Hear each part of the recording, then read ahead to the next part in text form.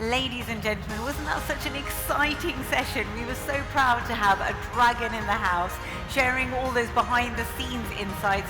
I hope you were taking notes in terms of pitching, proposals, and how to get your personality across, as well as your business model. So many amazing wisdom and truth bombs, I feel, were just dropped and shared there. Keeping on that note, we are very fortunate that we're going to have a deep insight into a particular business model of a business that's actually featured out here in the exhibition hall, SAP. I hope you have a chance to go and visit their stand. I had a chance to have a look this morning, and I think that's the beauty of these types of discussion forums. Not only do we have the panel here where the guests are joining us and sharing their wisdom, but we also have the chance to go and speak to some of the teams and see the displays and hear more about the business models as well. So please take full advantage of that. Without further ado, allow me to introduce the two gentlemen who will be coming up on stage. Jesper Schleimann, who is the Strategy and Innovation Officer at SAP Europe, and also Romain Gauthier, who is the Global VP, Grow with SAP for Scaleups. First of all, we're going to have Jesper taking over the stage, and then Romain's going to join him. So please give Jesper a very big round of applause. Thank you. Thank you. Thank you so much, and what a pleasure to be here today, and what a pleasure to follow on stage from one of my great heroes from the show I keep watching. Maybe building a bit on those points. We have a lot of conversations around technology with large and small companies. And I think especially if we think past the back 9 months, it's been a little bit like this gray tiger roaring in the background, ever so slowly coming into the light. More and more clear, more and more dense. These two major forces that, just like the internet, for those of us who have enough gray hair to remember, changed forever the operating model of companies. For some disrupted, for some that were able to change, they survived and thrived. I believe that the powers of AI and sustainability will fundamentally change the future of companies at their very core. We must change our operating models, and as such, if we need to be relevant as scale-ups and startups, we must embrace and really embed them in our very core of the way we run our business, the way we serve our customers. It must be intelligent and it must be sustainable. And that's what I will talk a little bit about today, but also how to truly unlock the conundrum of scalable growth, of hyper growth. So maybe taking a short step back, hopefully no news to all of you, but let's look at the life cycle of a scale-up. It's really, if you look into the classical textbook, a lot of moving from exploring, looking, finding, maybe observing a great problem and finding a better way to solve it. And once we've found that through maybe some trial and error, a lot of exploration, we're exploiting on that, right? But the hard part is really oftentimes just getting to the first stage, that tough fight where you're really super dependent on friends and family, on funding from angels potentially, to make it through to a place where we have a way to solve a problem that customers want to pay for. Maybe moving out of the valley of death, we call that achieving product market fit. So no news there, right? Product market fit, where we have a business model we think really works. Someone wants to pay us for solving a problem. And then of course we enter into the next stage where it's just about adding on a lot of gasoline on the fire, really growing fast. And at some point we really are exploiting it, right? We're just exploiting the problem we've done, and maybe it plateaus a bit, but if we're really lucky, we will make it all the way to IPO stage. So 2 points, right? First of all, the game is not over once we've achieved product market fit. That's clear. But second point, a lot of companies make the first stage, but forget the hard part about making the second stage. And I believe we have to refine our theory about how we move away and out of product market fit towards a truly successful scale-up. We have to think about a few very, very important dimensions. It's really about unlocking profitability at scale. We need to make sure as we're growing our company, we're doing it in a profitable way. That every time that we serve a new customer, we do so marginally cheaper and cheaper. We need to unleash efficiencies and build an organization that is able to, one, keep developing the product and not forget what made us great, because that is the product. It's not your sales team, it's not your marketing, it is the core product. And of course, also serving customers. And finally, we have to find a way to strike that balance. So I would stipulate, in this mean phase, we have to kind of introduce a medium phase. We have to rewrite the textbooks a little bit and look at this early stage of growth compared to the latter stages of growth. And in this stage, it's all about moving from product market fit to profit market fit. How are we scalably, how are we financially, how are we serving our customers at a marginally cheaper cost while we're building the organizations? That's a really, really tough challenge. And it requires that we think differently about the funding piece. As we move along, there will be different requirements, right? More and more, the financial investors will be looking towards us for more scalable returns, for more rigor, for more maturity. And these are maybe some of the things that we're not thinking about as we just exited the product market fit, right? We're so happy we got a customers paying. So what are the handles we can turn, right? I tend to think of a business as an organization or a box that has handles, door handles, knobs. What are the handles and knobs we can tweak and turn to really get more value, to fine tune, like a sailing boat, trim the sail to stay straight and maximize the return? What are things like financial insights on cost and margins, having a full control of what it costs to serve a certain customer segment? It is things like, how do we manage expenses? How do we build and secure a diverse team as we're growing internationally? And maybe, as I talked about at the beginning, how do we manage the increasing requirements to be sustainable at heart? And how do we accelerate sales, and how do we tap into other channels and existing customer bases in a market that's heavily challenged, right? We know that most scale-ups today are global. We have employees across the borders. We need to serve customers across borders with increasingly new and different types of regulations. We know that as we are hiring more and more people, trust becomes an issue.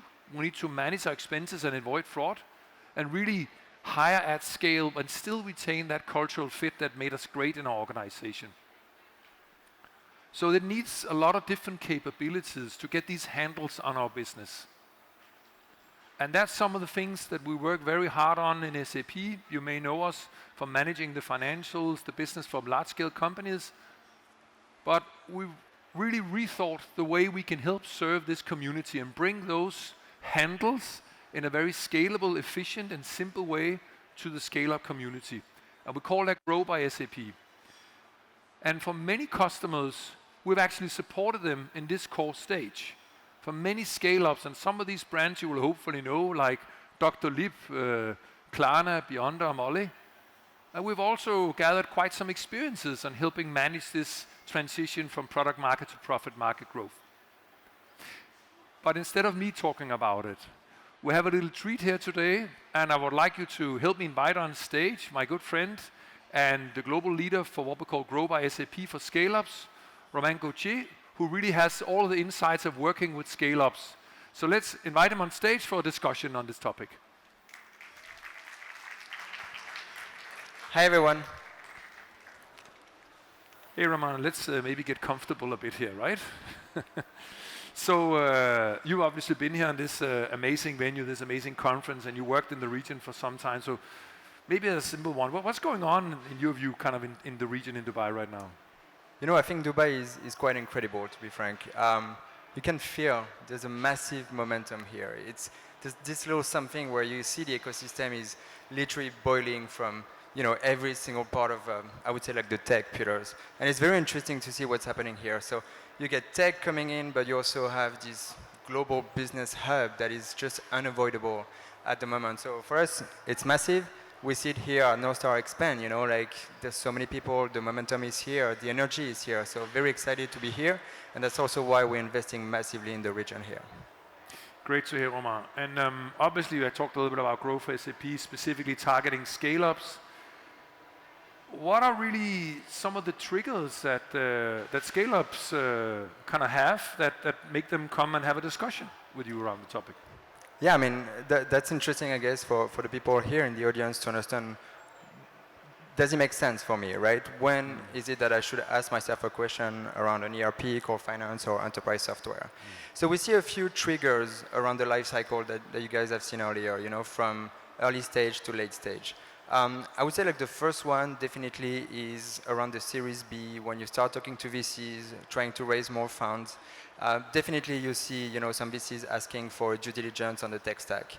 It's massively important. This is something that they require to know if you're going to be able to scale in terms of transactions, to scale in terms of like complexity as well. So that's something where we work a lot with customers there, where they're asking ourselves, like, how can you support us for this due diligence to make sure that we can show the VCs that we have the backbone to grow.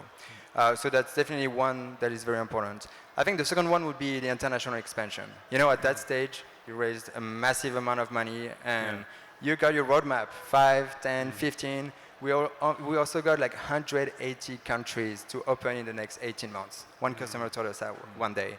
And here it's about underlying the complexity and making sure you have that core model that's going to help you roll out all these regions and the complexity that comes with it. So definitely something very important for us. I think we have a lot of customers as well coming to us when it comes to road to profitability. You talked about it earlier, profitability. Critical, right? Understanding where is my cash, especially right now in the situation where we are with the VCs, right? Most founders that we talk to, they're just thinking like, how can I do that without managing my runway, managing my cash without jeopardizing my growth, right? So this road to profitability is something critical we work a lot on. And finally, I would say some of like the very deep industries with like heavy capital to enter. This is something that we can help, obviously, with the expertise from SAP of many years. I agree, and it's a lot about focus, right? It's about focus. Where do you have your focus? And when you've been fighting hard to get that product market fit and you're still serving your customers, and now you have to stay in that space where you're still refining the product and finding and fine-tuning that model, you need to trust that whatever you've built is a scalable foundation. When it comes to building that scalable digital core and as you move forward, how do you recommend that scale-ups? What have you seen kind of across the field? What's kind of your recommended approach to take here? What I would say is like successive founders that arrive in this like early or late stage, they're very different. They have found a recipe that makes them, like better than the competition, that makes them like, completely differentiated on the market. And that's what they need to focus on. So this is our main recommendation, is to say, guys, like, don't bother with the things that are supportive areas right now. But when I say don't bother, it doesn't mean don't think about it, because you need to anticipate, to know that it is a risk that can happen in the future as you scale, when you go through like, different rounds or, with more complexity happening. It's about anticipating that risk, that it doesn't become a pain in the future, but also like at the moment, that it doesn't divert your focus on what is important for you. And most founders, they always tell us is like, I need to raise more or raise at the right time. I need to hire and retain more, and I need to sell more and make sure that I still have my product market fit. So it's about making sure you focus on what's important, delegate what are the supporting areas. Yeah, there's a lot of different levers, right? So which one should you be pulling, and which one do you kind of think that someone else should be pulling? So, and maybe if we focus on the founders, and I love that focus, because it's the focus on the product or the founder, which I talked a lot about the product and the serving. But if we focus a bit on the founders, what, in your view, is on the top of mind of founders today as you're having debates? I mean, for me, when I talk to founders, they all talk to me about cash management, right? It's just like my profitability, where am I going to be in 18 months, and how do I manage my runway? So that's what's the most important for them. But you know what? Something that's interesting is like they are really shifting the paradigm from the growth at all costs. I need to be on every market. I need to like acquire different market shares on this and this product. To now is like, how do I have a sustainable growth? Something that's going to help me actually carry on my activities over the next year, 18 months. So still burning some cash, but in the right way, right? And make sure that you have the analysis of that as well. That's something that's very important. So, you know, like I've seen over the last year and a half, there's a shift where at that time they had like 10, 12 very important critical projects on the table. And now they have like 3 to 4, and those are the critical ones. If they don't make them happen, you know, they might be dead in 2 years. So, you know, there's a paradigm shift and a focus shift definitely on the founder side. Yeah, definitely. But, you know, like we talked about sustainability, right? And you discussed earlier the profit market fit. Can you tell us a bit more about this? Well, I think, you know, when we talk about a profit market fit, there's a couple of things that I would focus on. I mean, mentioned also previously, which I liked a lot, and one of the things I've always have learned is that you got to focus on zeroing in on finding out your niche, your industry, focusing your time, right? So who are you serving? Understand very, very closely and minutely who are your core users. Who are those, and focus on those, right? Is it a certain industry? Is it a certain segment, a certain geography? Be laser focused on that, because that will also help reduce your cost to serve. And then I think the second thing, how do you reduce the cost to serve, which is a term that I like, right? Because what is serving is one thing is selling, but also increasingly, especially if you have a cloud-based consumption model, a lot of your cost is going in serving your customers, and you don't want to take away from your employees' time. And here I think it's really interesting that with generative AI in particular, the business case for me is not so much around productivity, but it's really moving the demand curve, right? If you think of the classical demand and supply curve for any market, they kind of dictate a price point for where you can serve your customers. With generative AI, we can really move the needle there and serve our customers, educate our customers, engage them more cheaper. And finally, and maybe more operational advice, treating your customers like your employees to really get a new perspective, just like you would ask your employees to get their external perspective on your product and really help them guide you, so you're not only selling, but you're also getting feedback. That's the epiphany of, I think, product market fit, and make sure that you don't fall into the trap of just thinking that your product is the best in the market because you know it the best, right? So a few things that maybe can help you, guide you along the way. But Romain, we talked a little bit about your background and your insights from Grow with SAP, but how can Scaleups and the ecosystem as such leverage Grow with SAP? Yeah, well, you know, at SAP we realized 4 years and a half ago that like we had to do something when it comes to the hypergrowth companies, right? So we created a very specific offer dedicated for eligible companies between Series A all the way to the IPO or the exit. So, you know, like the value proposition that we've put together here, it was really trying to listen to those founders, the VCs that we talked to, and try to, you know, kind of like bust the different myths that people might have about SAP, right? So what we did is creating an offering in 2 pillars. The first one will be the run on SAP, so the software that we can offer when it comes to core finance, HR, travel expense, like the core, I would say, functionalities that you might have to run your company. And then the second one will be to use SAP really as a catalyst. I mean, we are the largest tech corporation in Europe, 110,000 employees. We have 450,000 customers. And it's about championing you guys to make sure that you can leverage that into your growth through a list of different services. So you'll see on the left side, and obviously we can talk more in details if you guys want to, but we first put together a commercial incentive to make sure that you have skin in the game, right? So 6 months free for eligible companies on the run. The second thing that we did, which was very important for us, was to make sure that the time to market is super, super fast. So we put an MVP, like boosted on RPA, on core finance, project management, and a bit of procurement, so that you can go live in 4 weeks. The idea here is to say it shouldn't be preventing you from thinking about your next round, the next opening. But instead of that, it is in between phases that you're going to create that backbone for the future. So, we're putting this together on HR as well. We have obviously a white glove approach when it comes to customer success, because we need to learn from you, but also to tell you guys, maybe it's the time to anticipate and to activate this functionality or this functionality. So it's very gradual. It's always by phases, but we're trying to make sure that we grow along the journey that our customers tell us. And then on the Hypergrowth Hub or the Grow with SAP side, the idea is to say, let's leverage the visibility that SAP might have. Let's leverage the VC, I would say, ecosystem, but also our CVC that we have here to make sure that Scaleups have access to that. Also, in terms of talent, we're helping with our university alliances. And finally, I think the most interesting also is how do we do joint go-to-market, right? You guys might be SaaS companies extending the value proposition of SAP products, where we can create that joint go-to-market, that product integration, and go together, see our customers. And that's what's very interesting here as well. So that's a little bit of the offer that we've put together for Scaleups. It's on eligibility criteria, but we'll be very happy to discuss with all of you, to see if that's of interest for you. Something that's also very important for us, but also, as part of SAP is obviously the vision in terms of sustainability, and that's completely incorporated within our offering. But maybe, Jesper, I know you worked with a lot of customers on this and big ones as well. Do you want to let us know a bit of your thoughts?